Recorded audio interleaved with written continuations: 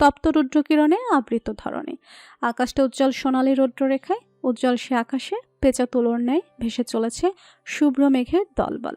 চারিদিকে নির্জন প্রকৃতি, নিবিষ্ট স্থান, আর মাঝে থাকা সংকীর্ণ রাস্তাটা পেরিয়ে এগিয়ে চলেছেন নীলের ছাদখোলা জিপ গাড়িটা। বরাবরের ন্যায় আজও তারা ছাদখোলা জিপ গাড়িতে ভ্রমণে বেরিয়েছে। তবে আজ অন্যান্য দিনের তুলনায় কিছুটা ভিন্ন এই যাত্রা। জিপটা সম্পূর্ণ ফাঁকা আজ, শুধু ড্রাইভিং সিটে নীল আর পাশে তার সহধর্মিণী, তার স্টুপিড গার্ল। বাকিরা আজ অন্য গাড়িতে গিয়েছে। গাড়ি চলছে গন্তব্যের দিকে। দক্ষ হাতে ড্রাইভিংয়ে ব্যস্ত নীল।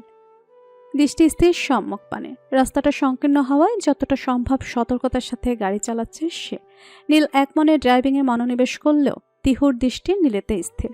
নীল সানগ্লাসের অন্তরালে থাকা চোখ দুটি দ্বারা মিররে তিহুর অবয়বের পানে তাকাচ্ছে, আর তার চাতক পাখির ন্যায় দৃষ্টিতে ঠোঁট চেপে মিটিমিটি হাসছে, তবে বলছে না কিছু। হঠাৎ কি একটা ভেবে তিহু বলল, এই যে শুনছেন?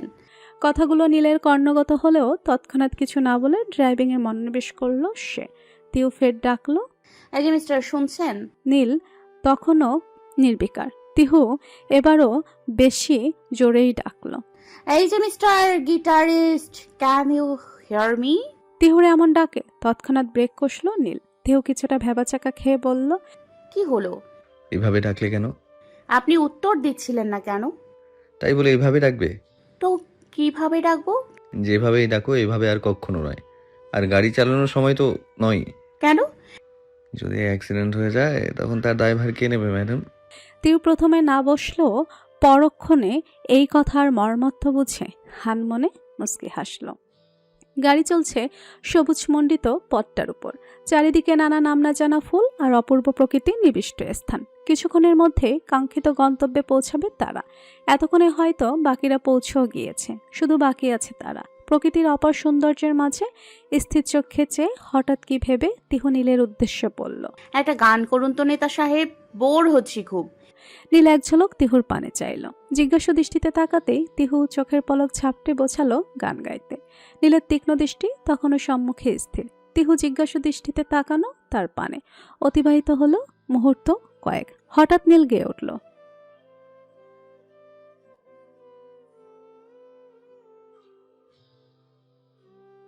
তিহু মুগ্ধ দৃষ্টিতে তাকালো নীলের পানে। একটা মানুষ এতটা পারফেক্ট কিভাবে হতে পারে? সে তো জানতো রাজনীতি করলে মানুষ কাঠখট্টা হয়। অবশ্য নীল যে খুব বেশি রসিক তেমনও নয়, কিন্তু একটা লোক রাজনীতির পাশাপাশি ব্যবসা সামলাচ্ছে, তবু এত সুন্দর কণ্ঠস্বর তার। যতটা দক্ষ সে বাইক রাইডিংয়ে, ততটাই দক্ষ গিটার বাজাতে। আবার খুব ভালো ফটোশুটও করতে পারে সে। না জানি আরও কি কি গুণ আছে তার। জাফলং বাংলাদেশের সবচেয়ে সুন্দর পর্যটক কেন্দ্রগুলোর মধ্যে অন্যতম, আর তার সৌন্দর্য দ্বিগুণ করে এক একটা পাহাড় আর হ্রদের মনোহারিতা। প্রতিজোড়া কপত কপতির অবস্থান স্বচ্ছ লেকের উপর স্থাপিত পাহাড়ের ডালটির উপর। অদ্ভুত মনোহরতা বিরাজমান চারিদিকে। কাল রাতে সামান্য বৃষ্টির দরুন মাটিতে বিদ্যমান ভেজা সোদা গন্ধ। সকালে পৌঁছেছে প্রায় ঘণ্টাখানেক। বিভিন্ন জায়গায় ছড়িয়ে ছিটিয়ে ছবি তুলতে ব্যস্ত সবাই। তিহু মাহাজোড়ায় বেশ কিছু ছবি তুলেছে। এছাড়াও সকলে মিলে গাদাখানেক গ্রুপ ফটো তুলেছে। বর্তমানে সবাই যে যার জীবনসঙ্গীর সাথে গল্পে মত্ত। সৌভিক কুহেলিকা কিছুটা দূরত্বে দাঁড়ানো। কুহেলিকার ছবি নিজেকে ক্যামেরায় বদ্ধ করছে সৌভিক। তিহু, রাফা, নীরা আর ফারিসা পাহাড়ি ফুল সংগ্রহে ব্যস্ত। সকালে রাউফুনের বলা কথাগুলো শোনার পর থেকে কিছুটা বিষণ্ণ মাহা, তবে বাহিরে তার লেশমাত্র প্রকাশ করছে না করে দিব্যি রিশাদের সাথে মারামারিতে ব্যস্ত সে। নীল লুকিয়ে লুকিয়ে ক্যামেরাবন্দি করছে তার প্রিয়তমার শত সহস্র ছবি। হঠাৎ কি একটা ভেবে নীল পাশে তাকাতে তার দৃষ্টি নিবদ্ধ হলো হাজার রঙা পাহাড়ি ফুলে। ফুলগুলোর দিকে মুগ্ধ দৃষ্টিতে চেয়ে পর মুহূর্তে তিহুর দিকে চেয়ে কিছু একটা ভেবে মুচকি হাসল নীল। অতঃপর ক্যামেরাটা আয়াজের কাছে দিয়েই এগিয়ে গেল ফুলগুলোর দিকে। আরে, আপনার হাতে ক্যামেরা, একটা ছবি তুলে দিতে পারবেন প্লিজ? নাহার কণ্ঠে পেছন ফিরে চাইল আয়াজ। নাহার হাস্যজ্জ্বল মুখ দেখে সে বলল, সরি, কিন্তু এটা তো নীল স্যারের। উনি ম্যাডামের ছবি তুলছিলেন। ম্যাডাম মানে তিহু বৌমনি? জি। ও, সামান্য বিষণ্ণ মুখশ্রীতে সেখান থেকে প্রস্থান করেছিল নাহা। হঠাৎ পেছন থেকে আয়াজ ডেকে বলল, ইফ ইউ ডোন্ট মাইন্ড, তোমার ফোনটা আমার দিতে পারো, আমি ছবি তুলে দিব। সত্যি? পুলকিত হয়ে পেছনে ঘুরল নাহা। আয়াজ মাথা নাড়িয়ে সম্মতির স্বরে বলল। হুম। নাহার খুশি আর কে আটকায়। জাফলংয়ে আসার পর থেকেই সে হাজারটা অজুহাত খুঁজেছে আয়াজের কাছাকাছি আসার সাথে গল্প করার, তবে কিছুতেই মিলছিল না ফুরসত। নীলের সঙ্গে প্রত্যেকটা কাজে আঠার মতো লেগে থাকায় লাগে আয়াজের, এজন্যই হয়নি কোনো বাক্যলাপ। তবে আজের সুবর্ণ সুযোগ কিছুতেই হাতছাড়া করল না নাহা। দ্রুত হাতে থাকা ফোনটা আয়াজের দিকে এগিয়ে দিয়ে সে বলল, এই যে, আজ মুস্কি হেসে গ্রহণ করলো সেটা। ওখানে যেও না বৌমনি, জায়গাটা পিচ্ছিল আর রিস্কিও। দেখছো না রেলিংটা কেমন ভেঙে গিয়েছে? ফারিসার কথায় তিহুর পানে তাকালো সামান্য দূরত্বে উপস্থিত মুন্নিও। তিহু মুস্কি হেসে ফারিসার উদ্দেশ্যে বলল, আরে কিছু হবে না, জাস্ট ওয়েট, শুধু ফুলটা নিব। কিন্তু বৌমনি, পড়ে যাওয়ার সম্ভাবনা আছে। আরে না না, কিচ্ছু হবে না। সকলে চিন্তিত দৃষ্টিতে তাকালেও নজর তীক্ষ্ণ মুন্নির। ভুরুকুঞ্চন পূর্বক কিচ্ছু একটা ভাবার চেষ্টায় নিমগ্ন হলো সে। পরক্ষণেই তিহুর পানে যে কুটিল হাসল সে। রাফা, নীরা, ফারাসার দৃষ্টির অগোচরে ধীরে ধীরে এগিয়ে গেল তিহুর কাছাকাছি। কাল রাতের বৃষ্টিপাতের দরুণ স্থানটা পিচ্ছিল হয়ে আছে বেশ। তার উপর নিম্নে হ্রদের প্রবল স্রোতধারার উপর স্থগিত পাহাড়ের ডালের রেলিংটা ভঙ্গুর প্রায়। সামান্য আঘাতেই যেন ভেঙে পড়বে সেটা। পাশে জলজল করছে নোটিশ বোর্ড, ভাঙা পার্শ্ব হতে সাবধান। সেটিকে এক প্রকার পাত্তা না দিয়ে তিহুর স্বচ্ছ পানির ধারা দেখতে আর ফুল সংগ্রহে এগিয়ে গেল সেটিকে। হঠাৎ পেছন থেকে কারো তীব্র ধাক্কা অনুভূত হতে পিচ্ছিলতার দরুন ভয়াবহ স্থানটার দিকে এগিয়ে গেল সে। নিজের ভারসাম্য রক্ষায় আঁকড়ে ধরল ভঙ্গুর রেলিং। তবে পর মুহূর্তে ঘটল সে অঘটন। তিহুর ভার না সইতে পেরে রেলিংটা ভেঙে গেল, আর সামান্য চিৎকারের পর মুহূর্তেই তিহুর অবস্থান হলো প্রবল জলকল্লার মধ্যে, তীব্র স্রোতযুক্ত সে হ্রদে। তার চিৎকারে সকলে ঘুরে তাকালো তার দিকে। ফারিসা, রাফা, নীরা একযোগে চিৎকার করে বলল, বৌমনি! তাদের চিৎকারে বাকি সবাই ঘুরে চাইল। মাহার ইশাতে চুল ছেড়ে সম্মুখ পানে চাইতেই তিহুর অবস্থান প্রবল স্রোতের মাঝে থেকে হতবাক হলো। পরক্ষণেই চিৎকার করে বলল, কাঁপা কাঁপা কণ্ঠে বলল, তিহু, আল্লাহ, আমার তিহু সাঁতার জানে না। গগন কাঁপানো সেই চিৎকার পূর্ববর্তী মুহূর্তেই সর্বোচ্চ বেগে দৌড়ে গিয়ে সে ঝাঁপিয়ে পড়ল হ্রদের প্রবল স্রোতে। তার এমন কাণ্ডে রীতিমতো তাজ্জব বনে গেছে সবাই। তবে সকলকে বিশ্বের চূড়ান্তে পৌঁছে পরপর দিক বিদিক জ্ঞান শূন্য হয়ে ঝাঁপিয়ে পড়ল রিশাদ নিজেও। মাহা রিশাদ সাঁতার জানলেও তীব্র স্রোতের মাঝে ডুবি ডুবি অবস্থা তাদের। আর তিহু, সে তো সেই কখন হার মেনেছে তীব্র স্রোতের কাছে। ডুবি ডুবি অবস্থার মাঝেও মাহা রিশাদ হাতড়ে খুঁজে ফিরছে তিহুকে। এদিকে সবাই চিন্তায় চিৎকার শুরু করেছে। লোকজন জড়ো হতেই কোভেকে ছুটে আসলো নীল, পিছু পিছু রাউফিন। দুজনে একটে ঝাঁপিয়ে পড়ল জলধারায়। জলকল্লোলের উন্মত্ততা চিরে এক লহমায় তিহুর দিকে এগিয়ে গেল নীল। চিন্তিত আঁখি জোড়া চঞ্চল দৃষ্টি খুঁজে ফিরছে সেই পরিচিত মুখখানি। তীব্র স্রোতকে তুচ্ছ করে এক ঝটকায় সে ধরে ফেলল প্রিয়তমার শীতল নিথর দেহখানি। ততক্ষণে রাউফিন মাহাকে কিনারায় তুলে এনেছে। মাহা তখনও কাঁপছে, কেবলই তিহু তিহু করে প্রলাপ বকছে। অন্যদিকে রুদ্র এসে টেনে তুলেছে রিশাদকে। ক্লান্তিতে প্রায় জ্ঞান হারানোর দশা তার। তীরে দাঁড়িয়ে থাকা বাকি সবাই যখন দম আটকে সেই জলমগ্ন দৃশ্যের দিকে তাকিয়ে তাদের বুক ঢিপ ঢিপ করছে। মুহূর্ত কয়েকের মাঝে নীল তিহুকে কোলে নিয়ে ডাঙায় উঠল। তিহুর শরীর একদম নেতিয়ে পড়েছে, ভেজা চিপচিপে শরীর, শ্বাস প্রশ্বাস বন্ধ প্রায়। সকলে ভারাক্রান্ত হৃদয়ে বাঁধ ভাঙল। কিছুটা চিৎকার করে কেঁদে উঠল মেয়েগুলো। চিন্তিত উপস্থিত সকলে সামান্য লোকজন জড়ো হয়েছে। তবে সকলের উদ্বিগ্নতাকে ছাপিয়ে লোকায়ত পৈশাচিক হাসি হাসছে মুন্নি। হৃদয়ের পরতে পরতে শান্তি অনুভূত হচ্ছে তার। এদিকে তিহু তিহু করতে করতে এক পর্যায়ে চেতনা হারালো মাহা। সে যে সাঁতারে খুব দক্ষ তাও নয়, আবার স্রোতের বিপরীতে ঝাঁপ দেওয়ায় মুখগহ্বর হতে বেশ খানিক পানি প্রবেশ করেছে তার দেহ।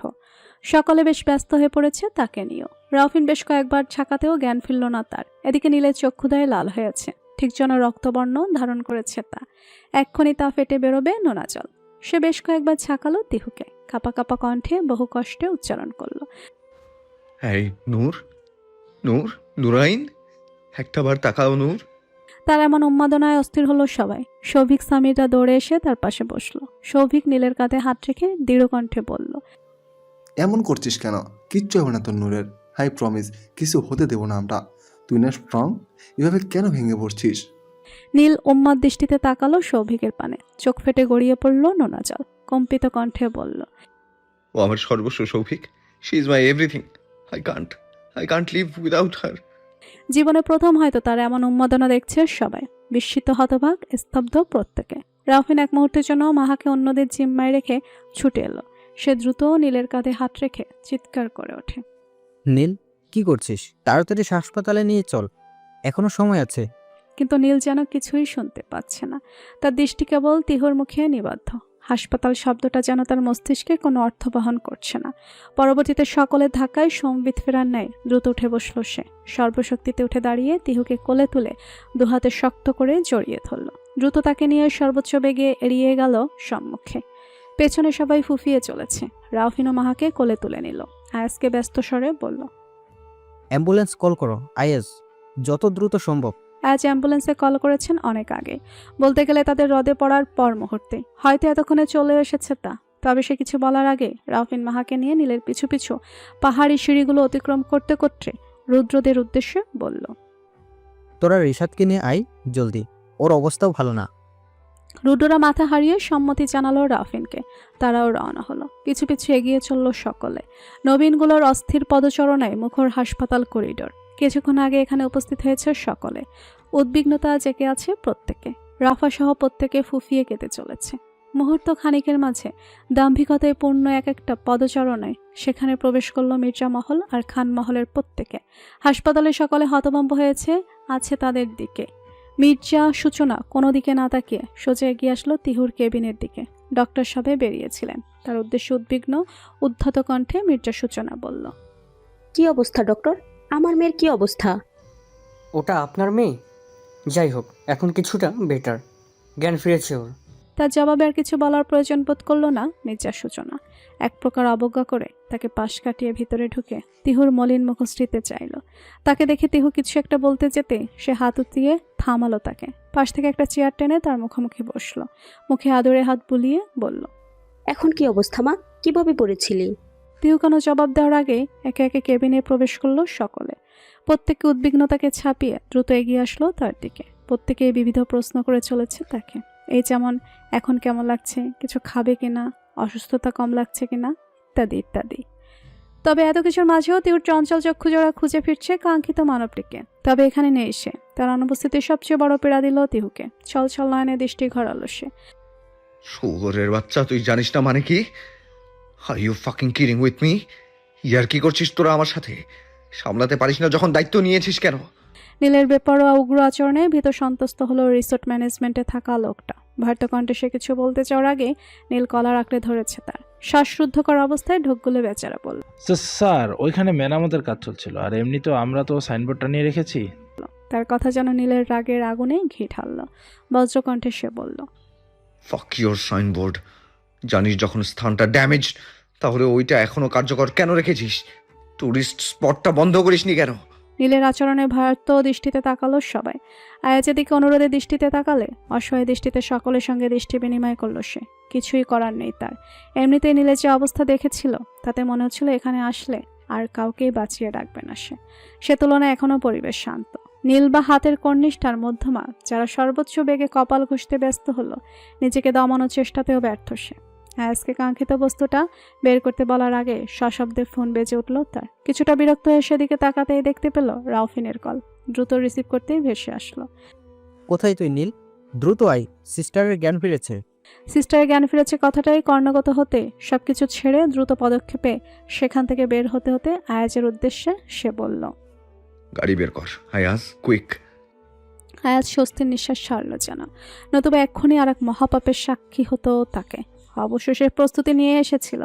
নীল এগিয়ে যেতেই পিছে পিছে দৌড়ে যেতে যেতে সে বলল, ওকে স্যার। তড়িঘড়ি হসপিটালের সামনে এসে পৌঁছালো নীল। চটজলতি পায়ে দ্রুত প্রবেশ করলো ভেতরে। কারোর সঙ্গে কোনো রকম আলাপচারিতায় না জড়িয়ে সোজা পোলা হলো তিহুর কেবিনে। দরজা টানার শব্দে এক ঝলক সেদিকে চাইল তিহু। নীলকে দেখে পর মুহূর্তে নিজের অভিমানী দৃষ্টি ঘোরালো অন্যদিকে। নীল ভেতরে ঢুকেই চিরপরিচিত সুমিষ্ট গভীর কণ্ঠে বলল, নূর। তার এমন ডাকে তিহুর হৃদয়ে শুরু হলো এক অস্থির উচাটন। তার বিপরীতে স্থির থাকলো সে। নীল হয়তো বুঝলো প্রিয়তমার অভিমানের কারণ। মুস্কি হেসে পার্শ্ববর্তী চেয়ার টেনে তিহুর বেডের পাশে বসে বলল, রাগটা কি খুব বেশি? নিশ্চুপ তিহু। ফের মুস্কি হাসলো নীল। তবে কিছু বলার আগে একে একে বিভিন্ন প্রবেশ করলো মির্জা মহলের সকলে, সঙ্গে প্রত্যেক নবীন প্রাণগুলো। নীলকে এভাবে ভেসে থাকতে দেখে ঠোঁট চেপে মুস্কি হাসলো তারা। হঠাৎ নীরবতা কাটিয়ে শোনা গেল মির্জা সূচনার গুরু গম্ভীর কণ্ঠস্বর, তোমার থেকে এটা এক্সপেক্ট করিনি নীল। তুমি কি খেয়াল রাখতে সক্ষম ছিলে না? নীল প্রত্যুত্তরে কিছু বলার আগে হাতের ইশারায় তাকে থামিয়ে দিয়ে মির্জা সূচনা বললেন, এখন আর কিচ্ছু নয়, আমার নুরাইনকে মহলে ফিরিয়ে নিয়ে যেতে বলেছে। আপাতত বাদবাকি সব ভ্রমণ ক্যান্সেল। পরশু ঢাকায় ফিরবো আমরা। চুপ কর আপা, অন্তত বাড়ি পর্যন্ত চল। তাদের কথোপকথনের মাঝখানে হঠাৎ দরজা ঠেলে দুর্বল পায়ে এগিয়ে আসলো মাহা আর রিশাদ। মাহাকে ধরে আছে জুনাইয়া, পিছনে রাফিন। ভেতরে ঢুকে দুর্বল কণ্ঠে সে শুধালো। আর ইউ ওকে না তিহু? তার কণ্ঠে তাদের দিকে ঘুরে তাকালো সকলে। মির্জা সূচনা চটজলদি পায়ে এগিয়ে আসলেন তার দিকে। মির্জা সাইমা মুস্কি হেসে বললেন, তুই আসলে অনেক ভাগ্যবতী রে তিহু, না হলে এমন বন্ধু বান্ধবী কয়জন পায়। তিহু সামান্য ওঠার চেষ্টা করতে মাহা রিশাদ দ্রুত এগিয়ে এসে থামালো তাকে। স্টপ ইট স্টুপিড, উইক তুই। সুজ বলছে চালন রে, তা মনে হচ্ছে তুই অনেক বেশি সুস্থ। তুই নিজেও কিন্তু উইক। আরে ধুর, উইক নাকি? আমি পুরুষ জাতি মিস, আর পুরুষ জাতি সিংহের ন্যায় হয়। কি বলো রাফিন ভাই? রাফিন কিছু বলতে গিয়েও মাহার দিকে তাকিয়ে থামলো। বোকা হেসে বলল, হই আর কি। মির্জা সূচনা আর কথা বাড়াতে দিলেন না। সকলের উদ্দেশ্যে তিনি কিছুটা আদেশের স্বরে বললেন, আর কোনো কথা নয়, তোমরা সকলেই খুব অসুস্থ। চলো এক্ষুনি আমরা বাসায় ফিরবো। শব্দের ঝংকার তুলে মির্জা খোলা হলো মহলের গেটটা। একে একে ভেতরে প্রবেশ করলো 5খানা গাড়ি। কিছুক্ষণের মাঝে উপস্থিত হলো সকল গৃহকর্মীরা। একে একে নামলো সকলে। তিহু এসেছে মির্জা সূচনাদের গাড়িতে। শত চেষ্টাতেও নীল তাকে নিচের গাড়িতে তুলতে সক্ষম হয়নি। এজন্য ভেতরে ভেতরে আগ্নেয়গিরির উদ্গীরণ হচ্ছে নীলের। তবে সমস্ত ক্রোধকে পাশে রেখে গাড়ি থেকে নামার সঙ্গে সঙ্গে তিহুর পাশে এসে দাঁড়ালো সে। নুরাইনকে আমি আমার সঙ্গে নিয়ে যাচ্ছি। মাহা রাশিদকে তোমরা ধরে নিয়ে আসো, সাবধানে। নিজের সূচনার কথায় সম্মতির সূচক মাথা নাড়ল সকলে। তিহুকে নিয়ে সামনের দিকে এগোতেই মাথা ঘুরিয়ে উঠল তিহুর। শক্ত করে আঁকড়ে ধরল মির্জা সূচনার বাহু। মির্জা সূচনা চিন্তিত দৃষ্টিতে তাকালে অপ্রস্তুত হেসে তিহু বলল, কিছু হয়নি আম্মু, তুমি চলো। এগোতে যেতেই ফের ঘটল একই কাণ্ড। মির্জা সূচনা চিন্তিত কণ্ঠে কিছু বলার আগেই পেছন থেকে ভেসে আসলো নীলের গম্ভীর কণ্ঠস্বর। তুমি পাশে যাও আম্মু। ছেলের কথায় তার দিকে তাকালেন মির্জা সূচনা, সঙ্গে তিহুও। মির্জা সূচনা কিছু না বলে আলগোছে পাশে সরে গেলেন। সঙ্গে সঙ্গে তিহুকে বিশ্বের চূড়ান্ত সীমায় পৌঁছে গিয়ে এসে তাকে কোলে কোলে নিল নীল। সকলের সম্মুখে এমন কাণ্ডের লজ্জায় লাজুকলতার ন্যায় গুটিয়ে যাওয়ার মতো অবস্থা তিহুর। লাজুক ভাবে দৃঢ় কণ্ঠে সে বলল, কি করছেন? নামান বলছি। দেখতে পাচ্ছ না বউকে কোলে তুলেছি। নীলের এমন কথায় কান গরম হয়ে গেল তিহুর। হাজারটা কথা বলার মধ্যিখানে এসে আটকে গেল, বেরোলো না কিছুতে। এদিকেই তার এমন কাণ্ডে ঠোঁট চেপে মুচকি হাসছে সকলে। মির্জা সূচনা প্রবীণদের নিয়ে এগিয়ে গেলেন অন্দরমহলের দিকে। ধীরে ধীরে এগোলো সকলে। ঋষাদের পিছু পিছু নীরা আর মাহার পিছু পিছু রাফিন। এত ছোট্ট একটা জিনিসে অসুস্থ হলে হবে সতীন? তুমি যদি এমন দুর্বল হও তাহলে আমার বরকে তো অন্য মেয়েরা ছিনিয়ে নিয়ে যাবে। নূরজাহান বেগমের এমন কথায় রুম হাসির কলরবে মুখর হলো। বিছানার উপর বালিশে আধশোয়া হয়ে বসে আছে তিহু। নূরজাহান বেগমের এমন কথার সে অদ্ভুত দৃষ্টিতে তাকালো সোফায় বসে থাকা ল্যাপটপে কার্যত নীলের পানে। মনে মনে আওড়ালো, ছিনিয়ে নেয়া কি? শুধু তাকাক না, কাটা চামচ দিয়ে চোখ তুলে পানি দিয়ে গিলে খাবো। ও বৌমণি, কোন ভাবনার অতলে ডুবলে? না, কোথাও না। আচ্ছা মাহা কই? আর রিশাদ? মাহা আপু তো ঔষধ খাবার পর ঘুমিয়ে পড়েছে শুনলাম, আর রিশাদ ভাইয়া মেবি রুমে। ও। ছোট্ট স্বরে কথাটা বলে এক ঝলক পাশে তাকালো সে। নীরাকে অনুপস্থিত দেখে বলল, আচ্ছা নীর কোথায়? এসে থেকে তো একবারও দেখলাম না। ওকে তো এসে থেকে আমিও দেখছি না বৌমণি, দেখো হয়তো রুমে বসে পড়ছে বোধহয়। ও। তাদের কথার মাঝে হঠাৎ নূরজাহান বেগম সকলের উদ্দেশ্যে তাড়া দিয়ে বললেন, চলো, রাত হয়েছে বেশ, এখন তোমাদের বৌমুর একটু বিশ্রামের প্রয়োজন। সকলে সম্মতির সূচক মাথা নাড়িয়ে তিহুকে বিদায় জানিয়ে বেরিয়ে গেল তার সঙ্গে। তিহুও মুস্কি হেসে বিদায় জানালো তাদের। আপনার ওষুধটা। নীরার কণ্ঠে তার দিকে ঘুরে চাইল রিশাদ। কিছুটা বিস্মিত কণ্ঠে বলল, তুমি? জি, এখন ওষুধটা খেয়ে নিন তো। রিশাদ তার হাত থেকে পানির গ্লাস সহ ওষুধটা নিয়ে খেয়েই বলল, ওষুধ তুমি আনলে যে? না, এমনি আর কি। দেখলাম আপনি ডাইনিং টেবিল থেকে উঠে আসলেন, পরবর্তীতে কেউ তো আসেনি, এজন্য। ও থ্যাঙ্কস। বলেই বিছানা গোছাতে লেগে পড়ল রিশাদ। তাকে কাজ করতে দেখে বাধা দিয়ে নীরা বলল, আমার কাছে দিন, আমি করে দিচ্ছি। Don't need, I can handle. How ever, তোমাকে থ্যাঙ্কস এতটা ভাবার জন্য। বলছি তো আমাকে দিন। বলে বাধা দিতে গিয়ে কখন যে নীরা ঋষাদের হাত ধরেছে বুঝতেই পারেনি। এদিকে তার এমন কাণ্ডে ঋষাদ বিস্মিত দৃষ্টিতে নিজের হাতে তাকিয়ে বলল। ওকে, তুমি দাও। নীরা ঋষাদের দৃষ্টি অনুসরণ করে নিজের দিকে তাকাতেই বুঝলো নিজ কাণ্ড। পরক্ষণেই দ্রুত গতিতে হাত সরিয়ে মৃদু কণ্ঠে বলল, আচ্ছা। বলে কিছুটা দূরে গিয়ে দাঁড়ালো ঋষাদ। নীরা অপ্রস্তুত হস্তে ধীরে ধীরে গোছাতে লাগলো বিছানাটা। Are you feeling well now Loveline? রাউফিনের কণ্ঠে ঘুরে চাইল মাহা। যাচ্ছিল তিহুর কক্ষের উদ্দেশ্যে, তবে এমন অসময়ে রাউফিনকে দেখে ভুরু গোটালো সে। তুমি এইখানে কি করছো? কি করছি সেটা পরে জানলেও চলবে মাই লাভ। আগে বলো, এখন কি সুস্থ অনুভব করছো? কিছু লাগবে তোমার? পানি, ফ্রুটস, খাবার, এনিথিং? কিছু না, আপাতত তুমি আমার সামনে থেকে সরে যাও, তাহলেই হবে। তার কথাটা তীরের সুতীক্ষ্ণ বিষাক্ত ফলার ন্যায় বিদ্ধ করল রাউফিনের বক্ষদেশ। তবুও মুখে মিথ্যে হাসির রেখা টেনে নির্লজ্জের ন্যায় এগিয়ে এসে সে বলল, আমি তো চলে যাব, তবে তোমাকে নিয়ে।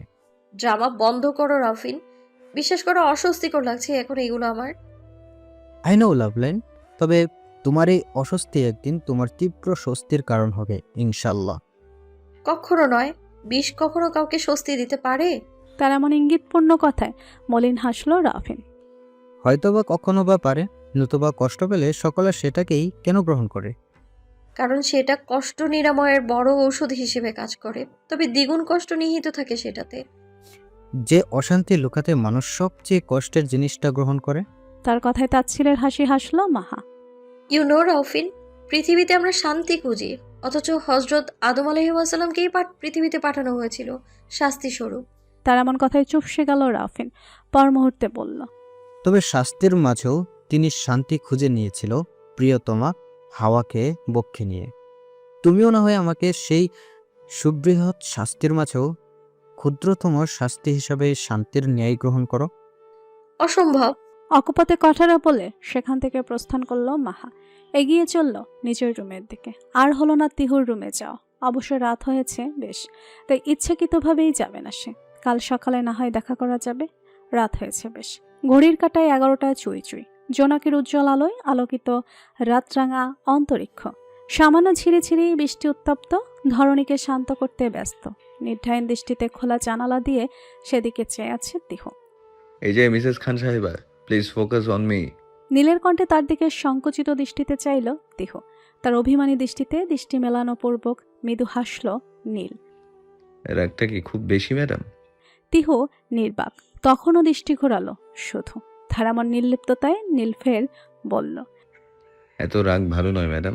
তিহু বলল না কিছু, শুধু সামান্য স্বরে গিয়ে নিজেকে জোরালো কথার ভাঁজে তার এমন কাণ্ডে চিন্তিত দৃষ্টিতে এগিয়ে আসলো নীল। তিহুর কপালে হাত রেখে বলল, দেখি জ্বর এসেছে নাকি? যা ভেবেছিল ঠিক তাই। বেশ উত্তপ্ত তিহুর শরীর, তবে জ্বর যেন মেয়েটাকে দ্বিগুণ রূপসী করে তুলছে। কপালে পতিত একগুচ্ছ চুল আলতো হাতে সরিয়ে দিতে দিতে নীল গভীর দৃষ্টিতে তাকালো তিহুর পানে। তার এমন দৃষ্টিতে মিয়ে আসলো তিহু। পরক্ষণের সমস্ত উদ্যম একত্র করে বলল, এইভাবে তাকিয়ে থাকার মানে কি মিস্টার? সরুন সরুন। তার কথার প্রত্যুত্তরে গভীর পৌরুষ কণ্ঠে নীল বলল, তোমার ডাগর চক্ষুর চঞ্চল দৃষ্টিতে যতবার চেয়েছি ততবার হারিয়েছি অন্তরালে। হৃদয় জড়িয়েছে প্রেম নামক মায়াজালে। জ্বরের তোপে কথাগুলো তিহুর কর্ণগত হলো কিনা জানা নেই, তবে নীল দ্রুত তার পাশে শুয়ে পড়ল। ধীরে ধীরে তার কাছাকাছি গিয়ে নিজের উষ্ণতায় আবদ্ধ করলো তাকে। এদিকে নীলের এমন ঘনিষ্ঠতায় শ্বাসরুদ্ধকর পরিস্থিতি তিহুর। জ্বরের ঘরেও সে সরিয়ে দিতে চেষ্টা করলো নীলকে, কিন্তু নীল যেন আজ দৃঢ় প্রতিজ্ঞ। 1 ইঞ্চিও পারল না সে।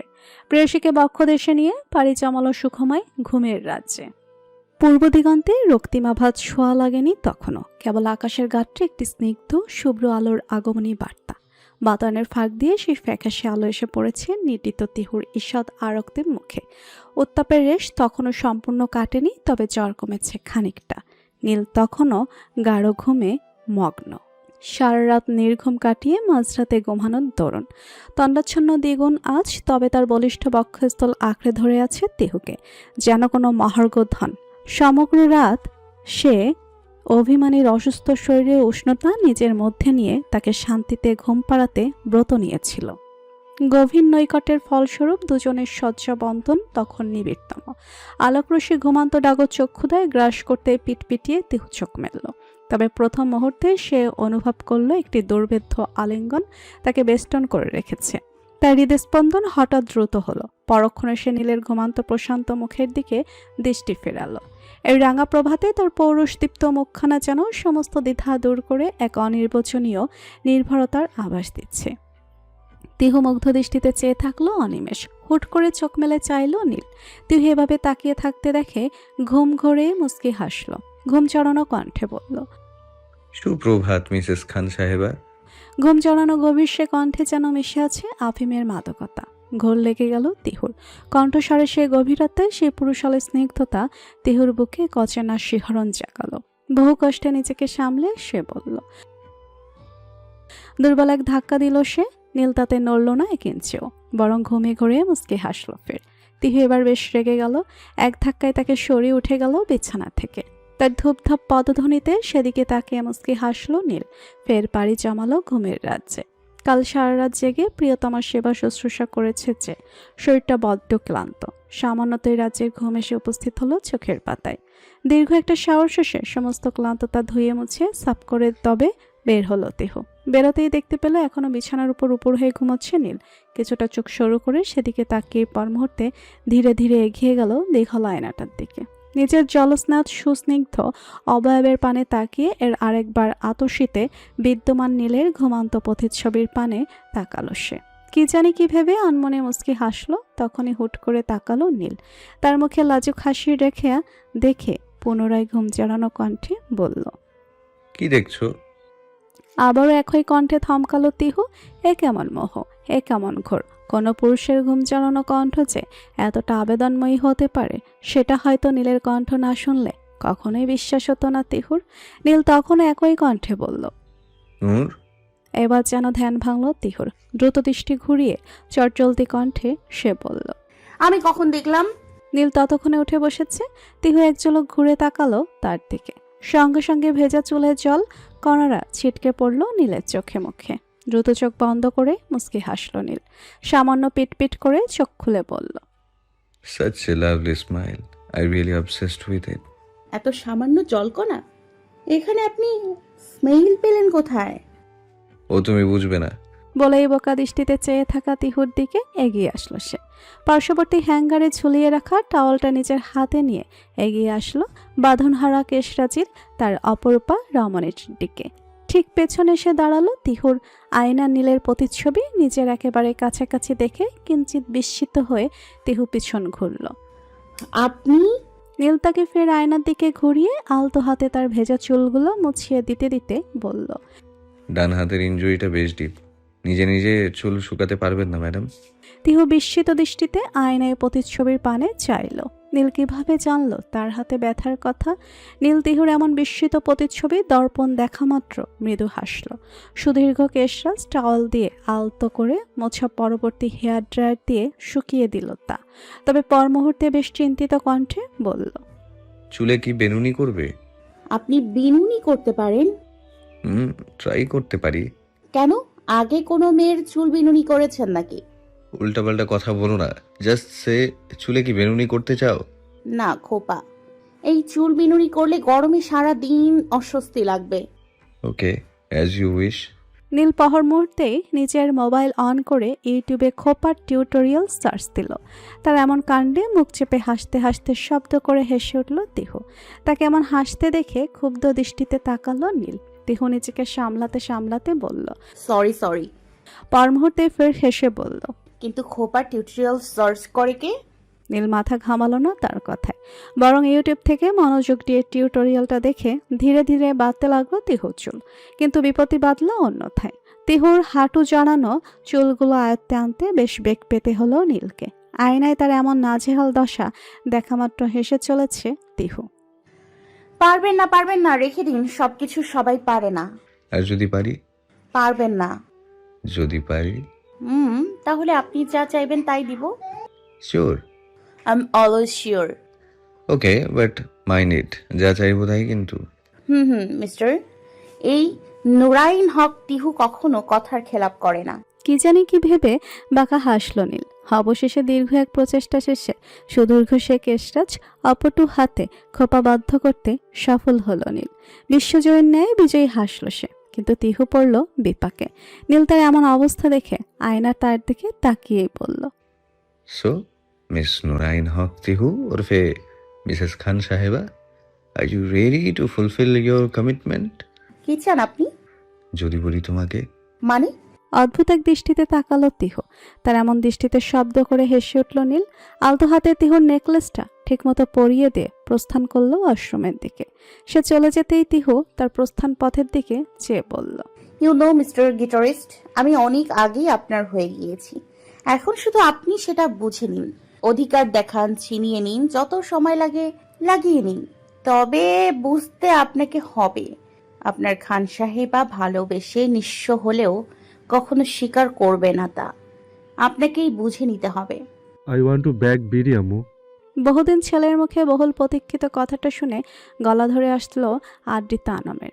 স্পষ্ট অনুগত হওয়া কথাগুলো ভ্রান্তির ন্যায় লাগলো তার। ভেজা কণ্ঠে ফের শুধালো, সত্যি বলছিস বাবা? সত্যিই ফিরবি তুই? রিল্যাক্স আম্মু, আমি খুব দ্রুতই ফিরছি, হয়তো এই সপ্তাহেই। খুশি ধরে রাখতে পারলেন না আদ্রিতা আনাম। আনন্দ অশ্রুতে চোখ বেয়ে জলের ফোয়ারা নামলো তার। তার 18 বছরের নিতান্তই নাবালক ছেলেটি সেই যে বিদেশ গিয়েছিল আজ প্রায় 10 বছর পর একজন সফল ডাক্তার হয়ে দেশে ফিরেছে সে। খুশিতে আনন্দের জোয়ার বইছে রন্ধ্রে রন্ধ্রে তার। চলে আয় বাবা, যত দ্রুত পারিস আয়। তোর মায়ের শূন্য কোলটা বহুদিন খাখা করছে। আনন্দের বন্যায় সজীব কর সেটা। ফিরবো আম্মু, ইনশাআল্লাহ এই সপ্তাহে ফিরবো। তুমি শুধু তোমার ছেলের সুখকে তার কাছে আনার ব্যবস্থা করো। তুই আয় বাবা, সমস্ত ব্যবস্থা করে রাখবো আমি। তোর সুখ, তোর তোতা পাখি শুধু তোরই হবে ইনশাল্লাহ। আরহাম মৃদু হাসলো। এ গোটা ধরনীতে একটাই মানুষ যে কিনা সবচেয়ে ভালো বোঝে তাকে, তার তোতা পাখির সম্বন্ধে জানে, তার তোতা পাখিকে তার কাছে আনার ক্ষমতা রাখে। দীর্ঘ সময়ের বাক্যলাপ শেষে ফোন রাখলো সে। ফোলারা ততক্ষণে তার কেবিনের বাইরে এসে দাঁড়িয়েছে। আরহাম ফোন রেখে দ্রুত তিহুর ছবিটা ড্রয়ারে রেখে ফ্লোরার উদ্দেশ্যে বলল, কিছু বলবে ফ্লোরা? তুমি বিডি ব্যাক করতে চাচ্ছ? হুম। ও দ্যাটস গ্রেট। তা কবে যাবে? এই তো এই সপ্তাহেই। এই উইকেই? তা আমাকে তো কিছু জানালে না। ভেবেছিলাম বলবো, কিন্তু বলা হয়ে ওঠেনি। ও। দীর্ঘক্ষণের পিনপতন নীরবতা। হঠাৎ ফ্লোরা বলল, আমাকে সাথে নেবে? মানে? I want to see you love bird, Bangladesh also. Arham কিছু একটা ভাবলো, পরক্ষণে সম্মতিসূচক মাথা নাড়িয়ে বলল, ওকে, যেও না হয়। আমি এবার গিয়ে আমার তোতাকে আপন করছি। অ্যাজ আই ক্লোজ ফ্রেন্ড, তোমার সেখানে উপস্থিত থাকা সবচেয়ে বেশি প্রয়োজন। ওকে, তাহলে আমি লাগেজপত্র গোছানো শুরু করি। Of course, why not. ফ্লোরা মলিন হেসে স্থান ত্যাগ করলো। আরহাম তার প্রস্থান পানে চেয়ে মুচকি হাসলো শুধু। হোয়াটসঅ্যাপ মিস চুন্নি, আমাকে ধাক্কা দিয়ে লাভ হলো না তো? কিভাবে হবে বলো? নীল ছিল না? তার এমন কথার আগের আগুনে ঘি ঢালার ন্যায় কাজ করলো মুন্নির। তবে তাতে তিহুর কি? সে তো মুন্নিকে জ্বালাতেই কথাটা বলেছে। মুন্নি যে ধাক্কাটা মেরেছিল তার শতভাগে নিশ্চিত তিহু, কেননা তখন তার পাশে একমাত্র মুন্নি ছিল। এদিকে তার কথায় ক্ষুব্ধ দৃষ্টিতে তার দিকে তাকালো মুন্নি। দোতলার করিডোর পেরিয়ে নিচের দিকে যাচ্ছিল সে। হুট করে মাঝপথে তিহুর এমন কথায় থামলো তার পদচারণা। তাকে কিছু বলতে চাওয়ার আগেই তিহু ফের বলল, তুমি রিসোর্ট ম্যানেজমেন্টের লোকটার ব্যাপারে শুনছো তো, তাই না? না শুনলেও বলি, নীল তার পাকোড়া বানিয়ে দিয়ে এসছে। আর রইলো বাকি তোমার কথা, ও এখনো তোমার সম্পর্কে অবগত নয়। আর আমি জানাতেও চাচ্ছি না, জানো, চলতি পথে এমন দু একটা কাটা সবার বাঁধে। তাই বলে রাস্তায় কুকুর আমায় কামড়ালে কুকুরকেও কি আমি কামড় দিব নাকি? কুকুরের কাছে কামড় দেয় আর কালনাগিনীর কাজ ফোসফোস করা। তাই বলে আমি তো আর তাদের ক্যারেক্টারে যেতে পারি না। নতুবা যেখানে নীল কোনো দোষ না থাকা সত্ত্বেও জাস্ট ফর মি ম্যানেজমেন্টের লোকটার অমন অবস্থা করতে পারে, সেখানে আসল কালপিট কে হতে পারে ও কি করতে পারে সেটা হয়তো তোমাকে আর বোঝাতে হবে না। তার প্রত্যুত্তরে মুন্নি কিছু বলার আগেই সেখানে উপস্থিত হয় জুনাইয়া। আরে নুরাইন, তুমি এখানে? এখন কি সুস্থ বোধ করছো? জুনাইয়ের উপস্থিতিতে কথাটা চাপা পড়ল। তিহু মুন্নিকে এক প্রকার অবজ্ঞা করে পাশ কাটিয়ে জুনাইয়ের সঙ্গে চলে যেতে যেতে বলল, আপু।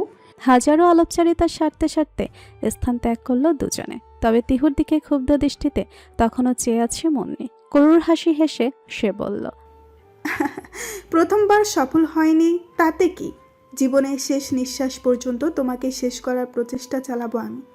একদিন না একদিন তো সফল হবই। সময়টা দুপুর, তপ্তরৌদ্র কিরণে আবৃত ধরণী। খাওয়া দাওয়া শেষে মির্জা মহলের বৃহৎ ড্রয়িং রুম যেন পরিণত হয়েছে ছোটখাটো আলোচনা সভায়। কালকেই খান মহলের সকলে ঢাকা ফিরবে। মাস দুয়েক পরেই নির্বাচন হওয়ায় বেশ চাপে আছেন এমপি ওয়ালিদ খান। তাই তাড়াহুড়ায় এমন ফেরার প্রস্তুতি, আর এই সব ব্যাপার নিয়েই চলছে আলোচনা। মহলের প্রত্যেকটা পুরুষ উপস্থিত সেখানে। বাড়ির কর্ত্রীরা রান্নাঘরের কাজে নিয়ে যেত। মাঝে মাঝে গৃহ পরিচারিকা বিভিন্ন খাবার সরবরাহ করছে আলোচনার মাঝে। সেখান থেকে কিছুটা দূরে ল্যাপটপে কাজ করছে নীল। পাশে মূর্তির ন্যায় বসে আছে আয়াজ। নীলের বিভিন্ন কথার জবাবে যান্ত্রিক বস্তুর ন্যায় মাথা নাড়ছে মাঝে মাঝে। তিহু সবে নূরজাহান বেগমের রুম থেকে বেরিয়েছে। হস্তজোড়া শোভিত স্বর্ণের পুরু বলায়, নাসাপুটে দৃশ্যমান নক্ষত্রের ন্যায় একখানা হীরের নলক। করিডোর বেয়ে কাঙ্ক্ষিত রুমের দিকে যাচ্ছিল সে। হুট করে সে দেখতে পায় করিডোরের রেলিং আঁকড়ে নিচে ঝুঁকে উকি মারছে নাহা। তাকে দেখে কিঞ্চিত বিস্মিত হয় তিহু। তৎক্ষণাৎ কিছু না বলে নিঃশব্দে অগোচরে লুকায়িত পায় সে এসে দাঁড়ায় নাহার পিছনে।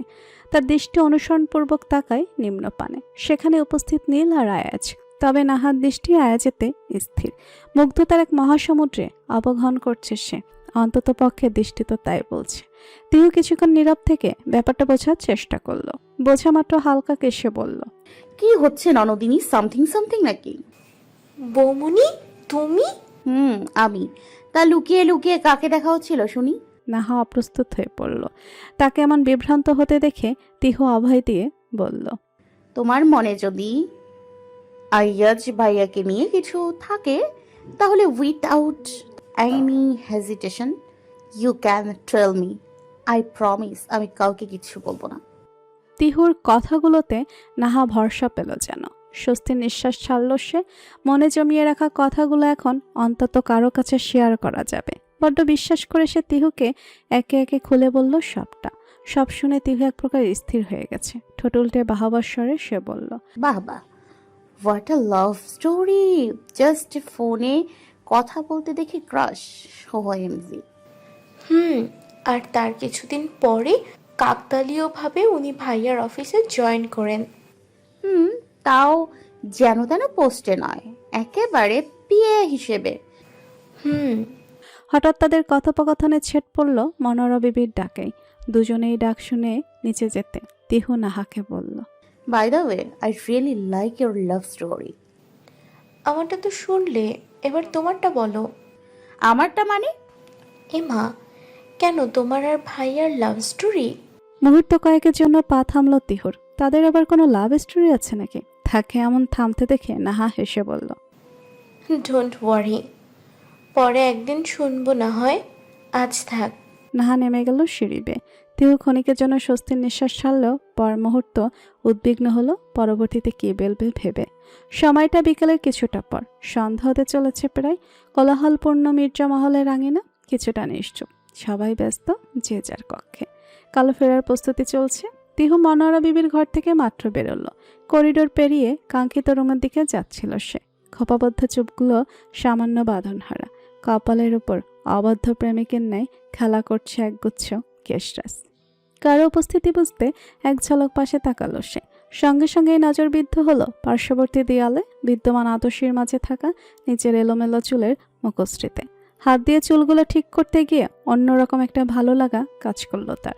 মনে পড়ে গেল সকালের কথাগুলো। নীলের সুদর্শন মুখশ্রী নিজের চোখের পাতায় ভেসে উঠতেই এক মুচকি হাসির রেখা খেলে গেল তার গোলাপি অধর জুড়ে।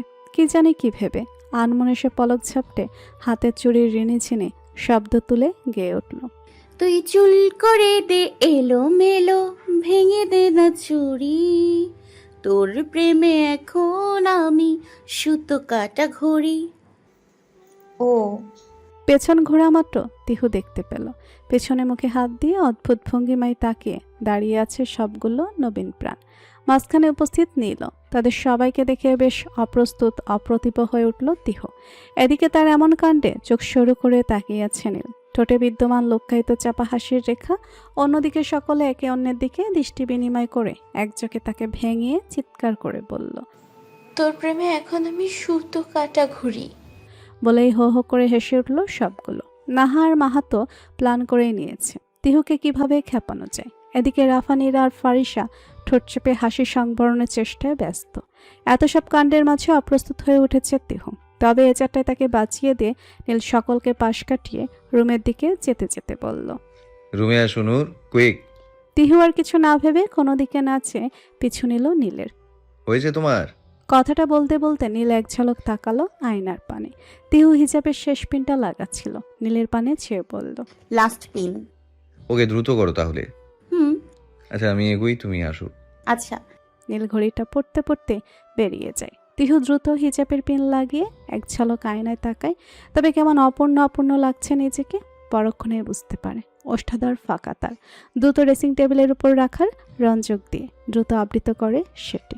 অতঃপর জলদি পায়ে এগিয়ে চলে বাইরের দিকে। সে বুঝতে পারল না হুট করে আজ বেরোনোর কি দরকার। কালকেই তো ঢাকা ফিরছে তারা।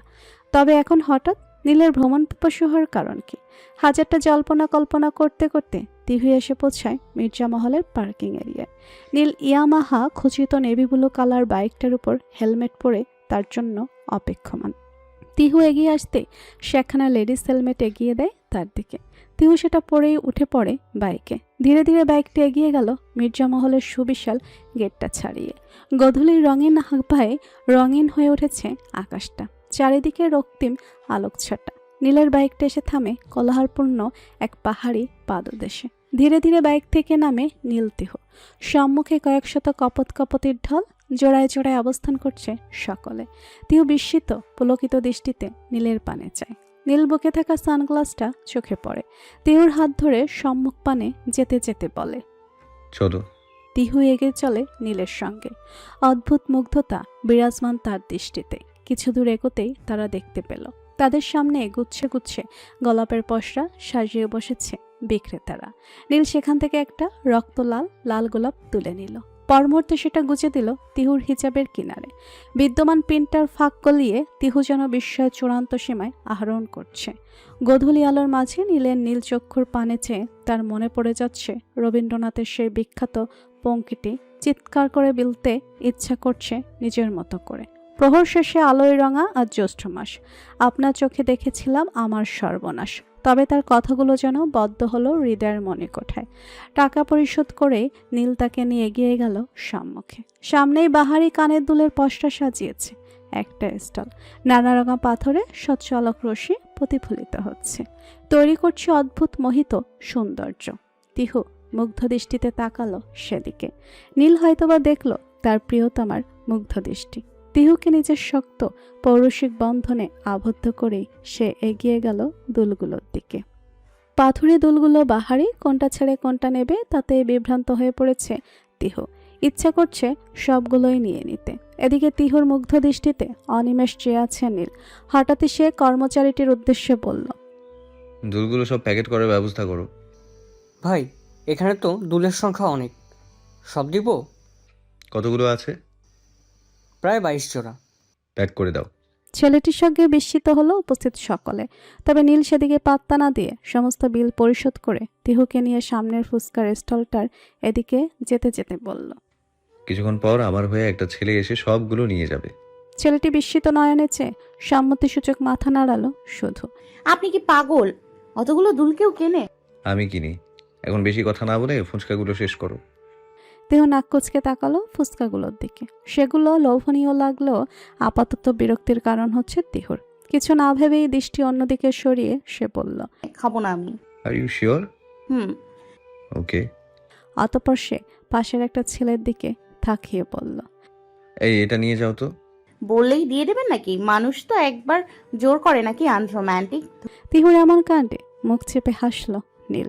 তবে পর মুহূর্তে তার বলা শেষ কথাটা মস্তিষ্ক ধারণ করার সঙ্গে সঙ্গে সে বলল, কি বললে তুমি? আমি আনরোম্যান্টিক? তা আমি রোম্যান্টিক হলে নিজেকে সামলানোর গ্যারেন্টি দিতে পারবে তো মিসেস নুরাইন ওয়াহাজ খান? সবে খাওয়া ফুচকাটা গলার মাঝে আটকে গেল তিহুর। বিষম লাগলো সঙ্গে সঙ্গে।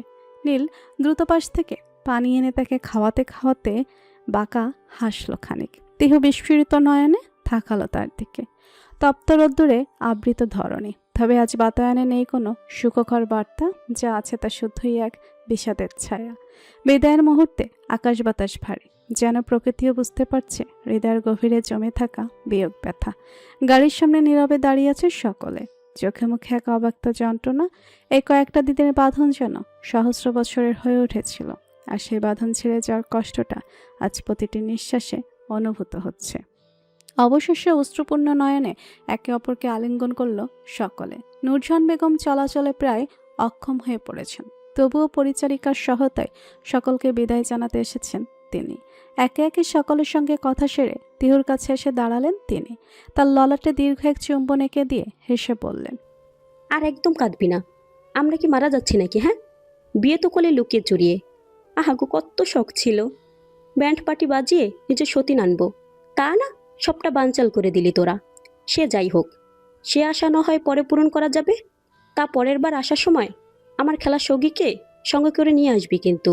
প্রথমে তার কথার মর্ম না বুঝল, বোঝার সঙ্গে সঙ্গে লজ্জায় রক্তিম হয়ে উঠল তিহুর ফর্সা মুখশ্রী।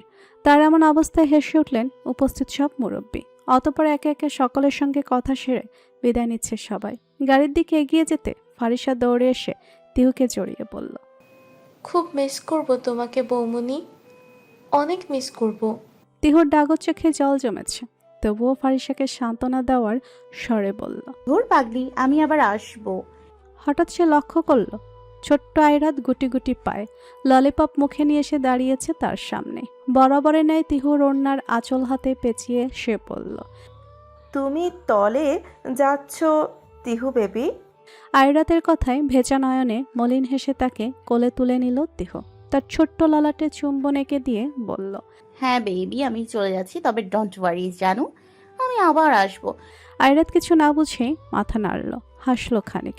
একে একে সকলের থেকে বিদায় নিয়ে তিহুরা গাড়িতে উঠল। আগের দিনের ন্যায় প্রবীণেরা অন্য গাড়িতে, নবীনগুলো আরেকটাই। তিহু নীল বরাবরের ন্যায় আলাদা গাড়িতে। তবে রাউফিন মাহা একই গাড়িতে গেলেও আলাদা নয়, সঙ্গে আছে আরও অনেকে।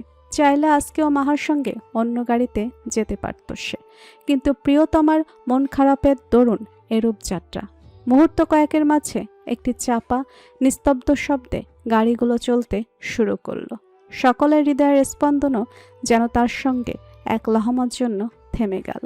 প্রবীণদের গাড়িটি অগ্রবর্তী, সেটি মির্জামহলের সুপ্রশস্ত ফটক পার হয়ে মন্থর গতিতে প্রধান রাস্তার দিকে এগিয়ে চলল। তার ঠিক পেছনে সামান্য দূরত্ব রেখে নিহিতদের গাড়িতেই গুলিও সারিবদ্ধভাবে যাত্রা শুরু করলো। তাদের গাড়িগুলো অপেক্ষাবৃত দ্রুত গতিতে ধুধু করা পিচের রাস্তা ধরে এগিয়ে চলল, ঠিক যেন তারুণ্যের বাঁধনহীনতার ন্যায় দ্রুত বেগে। তার পরপরই ছাড়া হলো অন্য গাড়িগুলো, সবশেষে ছাড়ল এতক্ষণ যাবৎ অপেক্ষমান তিহু আর নীলের গাড়িটি। নীল অত্যন্ত শান্তভাবে পেছনের সকলকে একবার দেখে নিয়ে ধীরে ধীরে গিয়ার পরিবর্তন করল। পেছনের জানলার কাজ তখনও খানিকটা নামানো, ফলে আবছাভাবে দেখা যাচ্ছিল বিদায় জানাতে আসা মানুষগুলোর ভিড়। শেষবারের মতো তাদের উদ্দেশ্যে হাত নেড়ে কাজটি তুলে দিল নীল। ধীরে ধীরে সবগুলো গাড়ি বাড়ির গেট পার হয়ে বিশাল চওড়া মসৃণ রাস্তায় মিশে গেল। রাস্তার দুপাশের গাছপালা দূরে মিলিয়ে যেতে থাকা বাড়ির আবছা ছবিটা যেন হৃদয়ের শূন্যতাকে আরও স্পষ্ট করে তুলছে।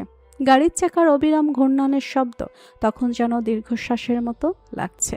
গাড়ির গতি বাড়ার সঙ্গে সঙ্গে পিছনের সব দৃশ্য দ্রুত অস্পষ্ট হতে শুরু করলো। পেছনে রয়ে গেল শুধু ফেলে আসা স্মৃতির এক দীর্ঘশ্বাসের ক্যানভাস, আর সামনের খোলা রাস্তা কেবল নতুন করে শুরু হওয়ার প্রতিশ্রুতি নিয়ে। দুই যুগলকে নীরবে নিভৃতে এগিয়ে নিয়ে চলল গন্তব্যের দিকে। গাড়ি চলছে পিচঢালা চওড়া মসৃণ রাস্তার উপর দিয়ে, গতি বেড়েছে সামান্য। নীল অত্যন্ত শান্তভাবে গাড়ি চালাচ্ছে, হাতের কড়াইগুলি স্টিয়ারিং উপর আলতোভাবে রাখা, কিন্তু তার সমস্ত মনোযোগ পাশে বসে থাকা প্রিয়তমার দিকে।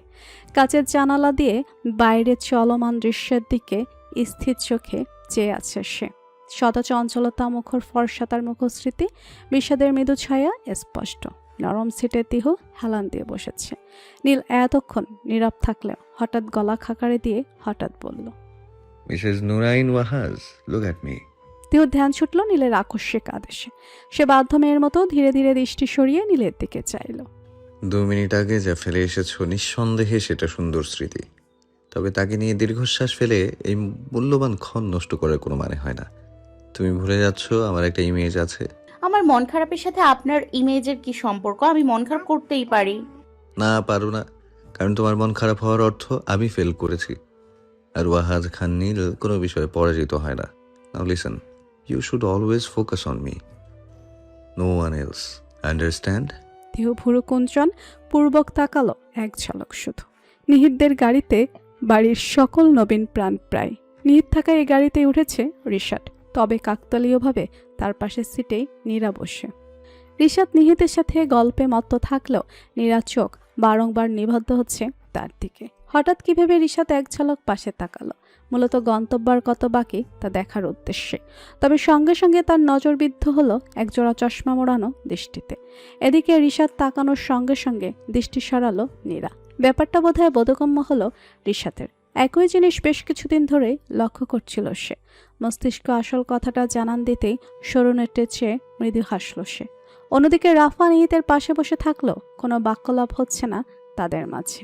কেন জানা নেই, খুব সম্ভবত নিহিত রেখে আছে রাফার উপর, তবে কারণটা অজ্ঞাত। জানলার কাজ খোলা থাকায় সামান্য রৌদ্র রেখে এসে রাফার মুখে খেলা করছিল। বিরক্তিতে ভুরুকুচকে জানালাটা বন্ধ করতে যেতেই তার হাত পড়ল নিহিতের হাতে। মূলত নিহিত এতক্ষণ যাবৎ খেয়াল করছিল তার বিরক্ত। দুজনে একত্রে বদ্ধ করতে যাওয়ার দরুন হাতে হাত পড়েছে শুধু।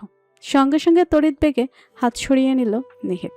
রাফা ভেতরে ভেতরে ভারাক্রান্ত হলেও বাইরে প্রকাশ করল না একটুকু। রাউফিনদের গাড়িতে রাউফিন, মাহা, আয়াজ আর নাহা। আয়াজ আর রাউফিন সামনে আর মাহা নাহা পেছনে। হঠাৎ রাউফিন লুকিং গ্লাসে মাহার দিকে তাকিয়ে আয়াজের উদ্দেশ্যে বলল, প্রেমে পড়েছো কপু ভাইয়া? তার এমন কথায় চমকে উঠল আয়াজ। নাহা বিস্ফোরিত দৃষ্টিতে তাকালো আয়াজের দিকে। উদ্দেশ্য তার মনোভাব বোঝা। আয়াজ দ্রুত মাথা নাড়িয়ে বলল, না না না। বেঁচে গেছে রে ভাইয়া, নইলে জীবনটা তেজপাতা হয়ে যেত। হঠাৎ তার এমন কথার মানে সকলে না বুঝলেও মাহা ঠিকই বুঝতে পেরেছে। নাহা বলল, কেন ভাইয়া এমনভাবে বলছো? মনে হচ্ছে জীবনে এক্সপিরিয়েন্স আছে। কথাটা বলার সময় এক ঝলক মাহার দিকে আর দৃষ্টিতে তাকালো সে। এক্সপিরিয়েন্স বলে এক্সপিরিয়েন্স, একেবারে ফিলোসফি। এতদিনে ফিলোসফার হয়ে যাওয়ার কথা ছিল আমার। হে মা, তাই নাকি? হুঁ রে বোন আমার। আহা গো ভাইয়া, তোমার জন্য দুঃখ পেলুম। কি যে করবো, জীবনটা পুরো গানটার মতো হয়ে গেছে। কি গান ভাইয়া? রাউফিন গলা খাকারে দিয়ে হঠাৎ গেয়ে উঠল, তার প্রীতে দিবানিশি থাকে আমার মন উদাসী, প্রেমের জ্বালা বড় জ্বালা রে, বুকের মাঝে আগুন জ্বলে নিভে না রে, জল ছিটালে কবে দিমু গলায় মালা রে। তার গানে হেসে উঠল নাহা। পরক্ষণে নিজেকে সামলাতে সামলাতে বলল, ভাইয়া ওটা তার পিড়িতে না, তোর পিড়িতে হবে। ওই হলো একটা। এমনই হাসি ঠাট্টায় গাড়িটা এগিয়ে চলল সম্মুখ পানে। দিনের আলো ক্ষীণ হতে শুরু করেছে। সন্ধ্যা নিকটবর্তী। গোধূলি তারে প্রমাণক হিসাবে কাজ করছে। প্রত্যেকটা গাড়ি এসে ভিড়েছে খানমহলের প্রধান ফটকের সামনে। শব্দার সংকেত তুলে খোলা হলো ফটকটা। একে একে ভেতরে প্রবেশ করলো সবগুলো গাড়ি। শুধু নেই নীলতিহুর অস্তিত্ব। সামান্য চিহ্নটিও দেখা যাচ্ছে না তাদের। কারণ কি? প্রশ্নটা উত্থাপিত হলে মির্জা সূচনা সকলকে থামিয়ে দিয়ে বললেন, ওদের আসতে কিছুটা দেরি হবে, তোমরা দ্রুত নামো। আর মাহা রাশিদকে একসঙ্গে নিয়ে তারপর ভিতরে ঢুকবে। আমি ওদের আনতে যাচ্ছি। কেউ যেন তার আগে ভিতরে প্রবেশ না করা হয়। এরা আগে কখনো আসেনি মহলে। বলেই সদ্য থামা গাড়িটা থেকে নামলেন তিনি। সকালে অপেক্ষমান দৃষ্টিতে চেয়ে রইল তার দাম্ভিকতাপূর্ণ পদচারণার দিকে। গোধূলি রাঙা আভা পশ্চিমে ঝরে পড়ছে। প্রকৃতিও যেন নিজের বিদায় কালের প্রস্তুতিতে ব্যস্ত। জানলার কাছের বাহিরে দূরদিগন্তে নিবদ্ধ তিহুর দৃষ্টি। উন্মুক্ত দিগন্তে ভেলার ন্যায় রাশি রাশি ভেসে বেড়াচ্ছে রক্তিম মেঘমালারা। এতক্ষণ সব ঠিকই ছিল। হঠাৎ তিহুর ভুরু কুচকে গেল। তখন সে বুঝতে পারল নীল বাড়ির পথে না গিয়ে অন্য পথে মোড় নিয়েছে। তিহু কিঞ্চিত ভুরুকুঞ্চন পূর্বক শুধালো, কোথায় যাচ্ছেন? নীল তৎক্ষণাৎ বলল না কিছু, শুধু নিজের দক্ষ হাত জোড়া স্টিয়ারিংয়ে কার্যত রেখে এগিয়ে চলল সম্মুখ পানে। কিছুদের এগিয়ে গিয়ে হঠাৎ গাড়ি থামিয়ে বলল, নামো। পারবো না। নীল ভুরু কুচকে শুধাতে গেল কেন। পর মুহূর্তে তার মনে পড়ল একটু আগে সেও তিহুর কথার কোনো জবাব দেয়নি। মৃদু হেসে গলা খাকারি দিয়ে নীল বলল, হুম, তা কোলে ওঠার প্ল্যান করছেন নাকি ম্যাডাম?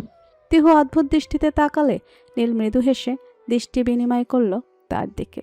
সঙ্গে সঙ্গে দ্রুত গাড়ি থেকে নেমে সম্মুখে এগিয়ে গেল তিহু। নীল বরাবরের ন্যায় পিছু করল তার। মাটিতে লুটোপুটি খাওয়া তিহুর ওড়নার আঁচল অতি যত্নে তুলে নিল হাতে। তা থেকে তিহুর মেয়েলি পারফিউমের তীব্র সুবাস নিতে নিতে এগিয়ে চলল সম্মুখ পানে। কিছুদের এগুতেই তাদের দেখা হলো নীলের দলীয় কর্মীদের সঙ্গে। ইফাজ, আদনান, আরুশ, আবির সবাই সেখানেই ছিল। তিহুকে দেখে একে একে সালাম ঠুকলো সবাই। এই একটাই সময় যখন তিহু মাত্রাতিরিক্ত অস্বস্তিতে ভোগে। নিজের থেকে বয়সে এত বড় লোকজনদের কাছ থেকে ভাবি শুনতে ভালো লাগলেও প্রতিনিয়ত সালাম শুনতে একদম ভালো লাগে না। তবু অভ্যাস তো করতেই হবে, নেতার বউ বলে কথা। তারা সবাই তিহুকে সালাম দিয়েই নীলের ইশারায় প্রস্থান করল। অতঃপর নীল তিহুর হাত ধরে এগিয়ে চলল সম্মুখের দিকে। মৃদু আলোয় সজ্জিত স্থানটা সন্ধ্যার রক্তিম আকাশের নিচে একজোড়া কপত কপতি রক্তবর্ণ কৃষ্ণচূড়া ভুয়াকৃষ্ট ডালটা নিচে দাঁড়িয়ে। চারিদিকে বিভিন্ন ফুলের সমাহার, মূলত একটা পার্ক এটা, যার কিছু অংশ নীলের মর্জি অনুসারে সজ্জিত হয়েছে।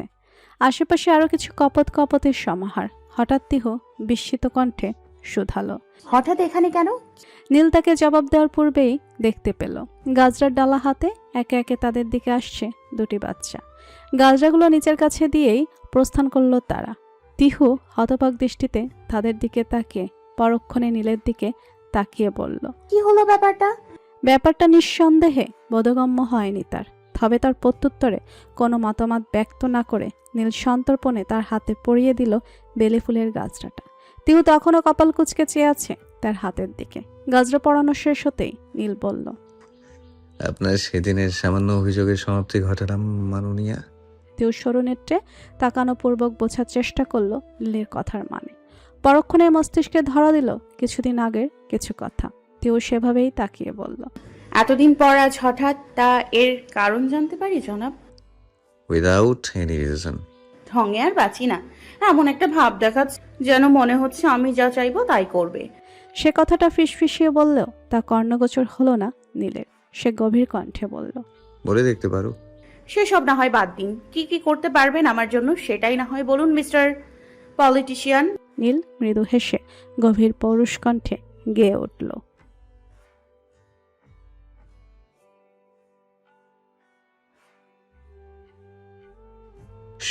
আস্তে, পাশে আমার বেঁচে থাকার একমাত্র অবলম্বন ঘুমন্ত। মাত্রাতিরিক্ত সতর্কতা মিশ্রিত নীলের কণ্ঠ। ইফাস কিঞ্চিত বিস্মিত কণ্ঠে বলল, কিন্তু ভাই।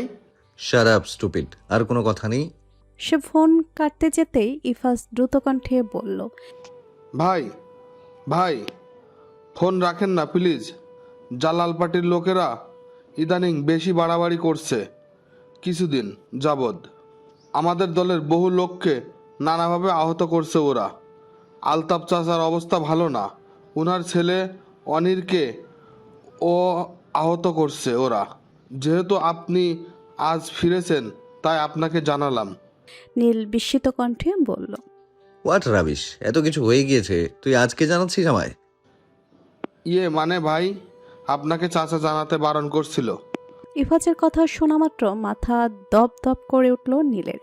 তার মানে এই জন্যই ওয়ালিদ খান কিছুদিন আগে তিহুর সঙ্গে দেখা করেই ঢাকা ব্যাক করেছে। এক হাতে তিহুকে আগলে অপর হাতের কর্নিষ্ঠার মধ্যমা দিয়ে সর্বোচ্চ বেগে কপালে ঘষতে ঘষতে চিৎকার করতে গিয়েও নিজেকে সংবরণ করে যত সম্ভব শান্ত কণ্ঠে সে বলল, what the hell, shut up stupid, phone রাখ, আই কামিং। বলেই ফোন কেটে দিল নীল। মাথাটা ছিঁড়ে যাচ্ছে। এমনিতেই দীর্ঘ সফরে ক্লান্তি, তার উপর তার দলের লোকের এই শোচনীয় খবর। সবচেয়ে বড় খবর, তার বাবা কেন এসব লোকলেন। নীল একবার গভীর দৃষ্টিতে তিহুর ঘুমন্ত মুখের দিকে তাকালো। সন্ধ্যার কিছুটা পরে বাড়ি ফেরার পথে দীর্ঘ যানজটে আটকে পড়েছিল তারা। ক্লান্ত তার দরুন তার বুকে হেলান দিয়ে ঘুমিয়ে গিয়েছে তিহু। সে অবশ্য সিটে হেলান দিয়ে ঘুমিয়েছিল।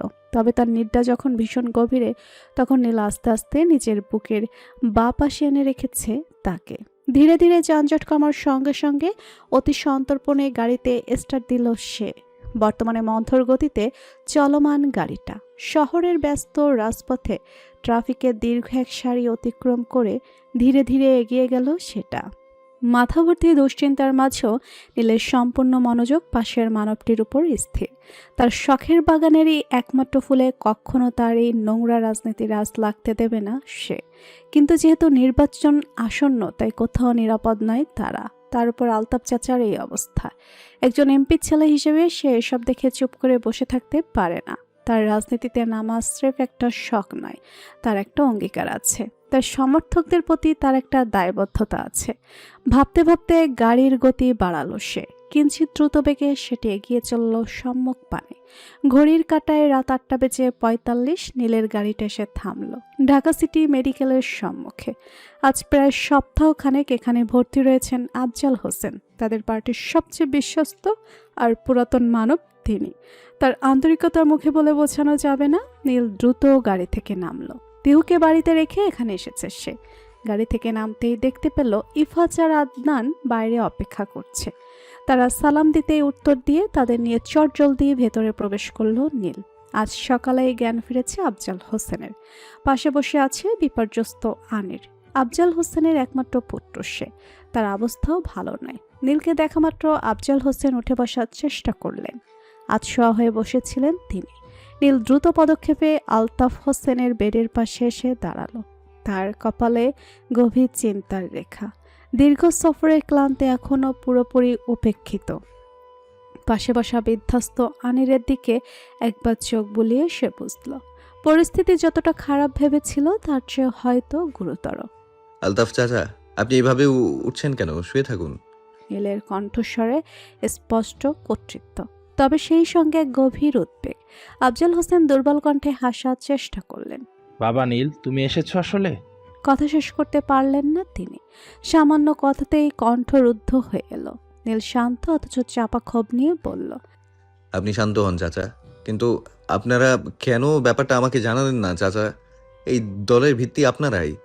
আপনাদের বিপদে আমি বিদেশ বিভুঁইয়ে আরামে থাকবো, আর এদিকে আপনারা রক্ত দেবেন, এটা কী ধরনের কথা?